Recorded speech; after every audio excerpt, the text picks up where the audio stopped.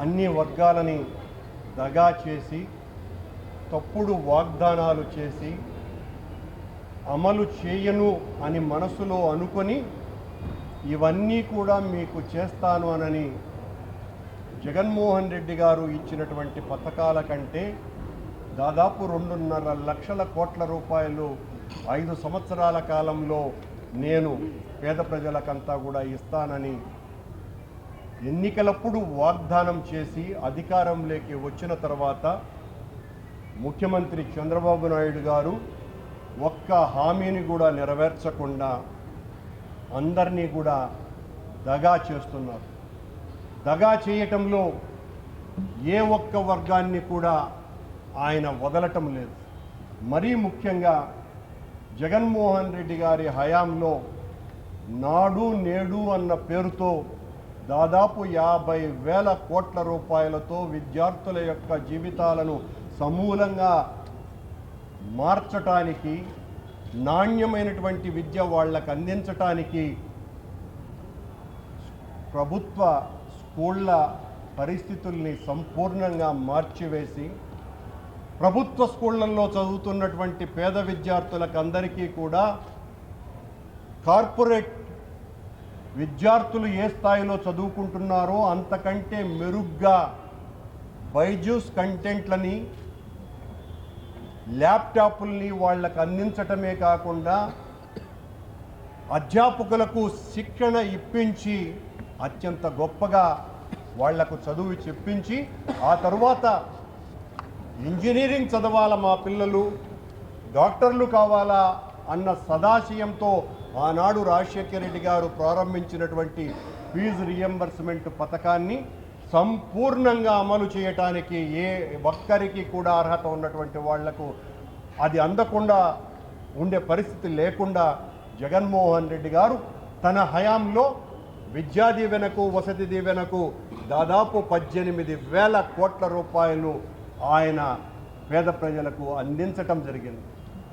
ఈ ప్రభుత్వం అంతకంటే ఎక్కువ చేస్తానని చెప్పి వాగ్దానం చేసినటువంటి ఈ పార్టీలు, తెలుగుదేశం పార్టీ, జనసేన, బీజేపీ పార్టీలు అధికారంలోకి వచ్చిన తరువాత ఆ రోజున జగన్మోహన్ రెడ్డి గారు 2024 మార్చ్ ఏప్రిల్ మేకు సంబంధించిన త్రైమాసికకు సంబంధించిన బకాయిలన్నీ కూడా అందివ్వబోతే ఎలక్షన్ కమిషన్కు ఫిర్యాదు చేసి దాన్ని కట్టడి చేసినారు.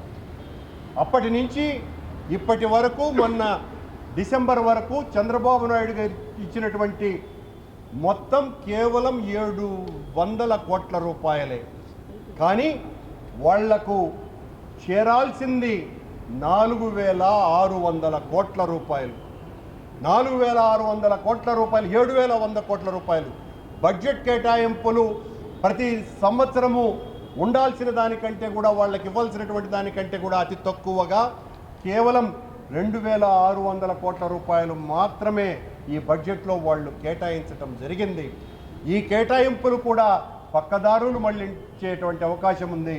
దాదాపు 7,100 కోట్ల రూపాయలు అవసరమైతే 2,600 కోట్ల రూపాయలు ఏ మూలకు సరిపోతుంది? ఇలా డాక్టర్లు, ఇంజనీర్లు కావాలనుకుంటున్నటువంటి పిల్లలంతా కూడా ఈ రోజున ఆ కళాశాలలను మానివేసి రోడ్ల మీదకి వచ్చేటువంటి పరిస్థితి దాపురించింది. దాపురించడానికి కారణం ఈ కూటమి ప్రభుత్వం.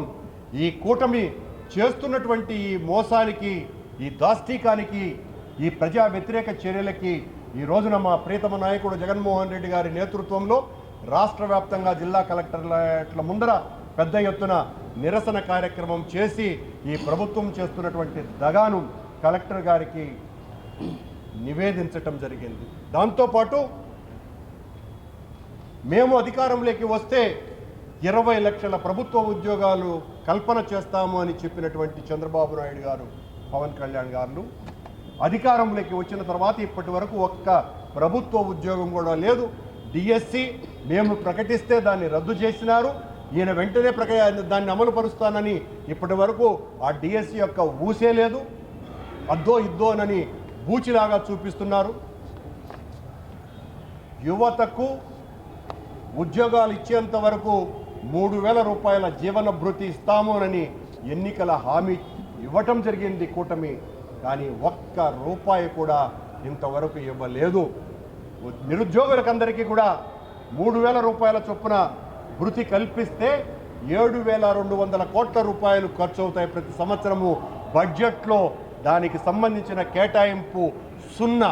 అంటే ఒక్క పైసా కూడా కేటాయించనందుకు నిరసనగా ఎంత దగా చేస్తున్నది, ఎంత మోసం చేస్తున్నది, ఎంత దుర్మార్గంగా వాడుకున్నది ప్రజలనందరినీ కూడా వాడుకొని ఓట్లు వేయించుకొని ఈ రోజున ప్రభుత్వం దగ్గర డబ్బులు లేవు అని చేస్తున్నటువంటి ప్రకటనలకి, చేస్తున్నటువంటి ఈ దగాకి వ్యతిరేకంగా ఈ రోజున పెద్ద ఎత్తున వైఎస్ఆర్ కాంగ్రెస్ పార్టీ నిరసన కార్యక్రమం చేపట్టింది. మూడోది, జగన్మోహన్ రెడ్డి గారు ఒక సమున్నతమైనటువంటి ఆశయంతో 17 మెడికల్ కళాశాలల్ని, ప్రభుత్వ మెడికల్ కళాశాలల్ని ఏర్పాటు చేయాలని తీర్మానించి 5 మెడికల్ కళాశాలల్ని పూర్తి చేసి దాదాపు 700 మంది విద్యార్థులకు అందులో సీట్లు కూడా వాళ్ళందరూ కూడా ఈరోజు చదువుకుంటున్నారు. దాదాపు 2,550 మెడికల్ సీట్లను కేంద్ర ప్రభుత్వం ద్వారా జగన్మోహన్ రెడ్డి గారు పేదవాళ్లకు చదువు ఉచితంగా ఇవ్వటానికి, పేద ప్రజలకు సమున్నతమైనటువంటి నాణ్యమైన వైద్య విద్య ఇవ్వటానికి ఆయన 17 మెడికల్ కళాశాలను ఏర్పాటు చేయాలని తలపిస్తే ఈ రోజున మిగతా 12 మెడికల్ కళాశాలలు మాకు అవసరం లేదు, ఇవన్నీ కూడా ప్రైవేటీకరిస్తాము అని పేద విద్యార్థుల మీద పగతో చేసినటువంటి ఈ దగాకు వ్యతిరేకంగా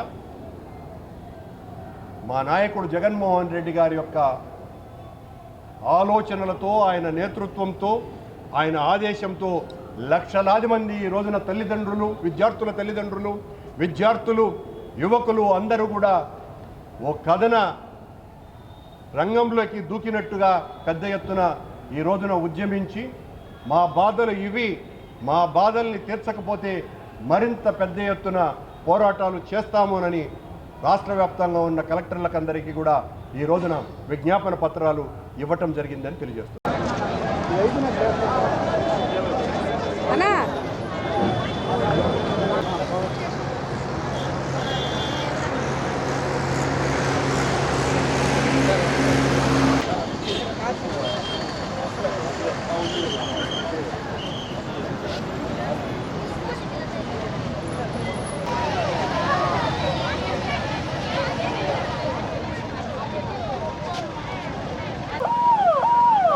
मिडिल को चाह कौन से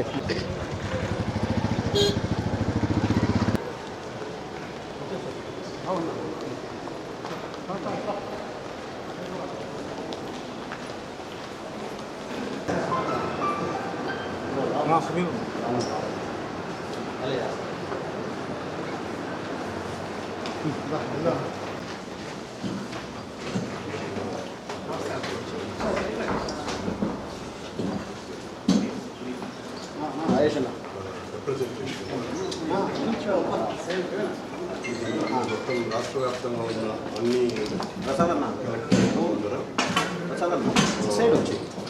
నాయకులు, పూర్వ ముఖ్యమంత్రి జగన్మోహన్ రెడ్డి గారి ఆదేశాల మేరకు ఈ ప్రభుత్వం ఫీజు రియంబర్స్మెంట్ విషయంలో చాలా దారుణంగా వ్యవహరిస్తున్నదని, దాదాపు 4,600 కోట్ల రూపాయలు ఈ 5 త్రైమాసికాలకు ఇవ్వాల్సినటువంటి బకాయిలు ఉన్నప్పటికీ కూడా గత ఏడాది 700 కోట్ల రూపాయలు వచ్చింది. బడ్జెట్ కేటాయింపులు కూడా 2,600 కోట్ల రూపాయలే కేటాయించడం, తద్వారా విద్యార్థులకు అందరికీ కూడా చదువుకుంటున్నటువంటి విద్యార్థులకు అందరికీ కూడా చాలా తీవ్రమైనటువంటి ఇబ్బందులు రావటం మీకు తెలియంది కాదు. కానీ మీ దృష్టికి తెస్తున్నా, మీరు ప్రభుత్వానికి మా నివేదనను అందజేయవలసిందిగా మిమ్మల్ని కోరుతున్నాము. దాదాపు 7,100 కోట్ల రూపాయల అవసరం ఉన్నటువంటి విద్యా దీవెన, వసతి దీవెనకి కేవలం 2,600 కోట్ల రూపాయల కేటాయింపులు బడ్జెట్లోనే ఇవ్వటం అన్నది చాలా దుర్మార్గమైనటువంటి చర్యని, తద్వారా విద్యార్థులకు కాలేజీల నుంచి బయటికి పంపించేటువంటి పరిస్థితులు వచ్చినాయి.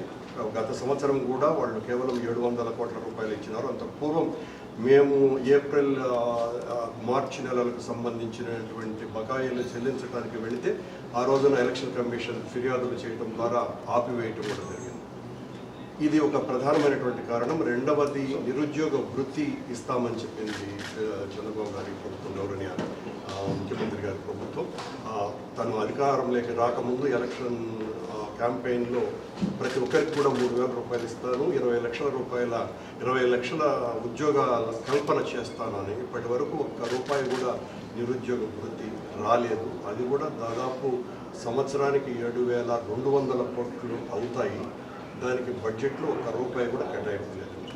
మరో మూడో ముఖ్యమైనటువంటి విషయం, జగన్మోహన్ రెడ్డి గారు 17 మెడికల్ కళాశాలల్ని ఏర్పాటు చేయాలని, అందులో 5 మెడికల్ కళాశాలల్ని మా ప్రభుత్వంలో పూర్తి చేయటం కూడా జరిగింది. 2,550 మెడికల్ సీట్లు సెంట్రల్ గవర్నమెంట్ మనకు అలాట్ చేసింది.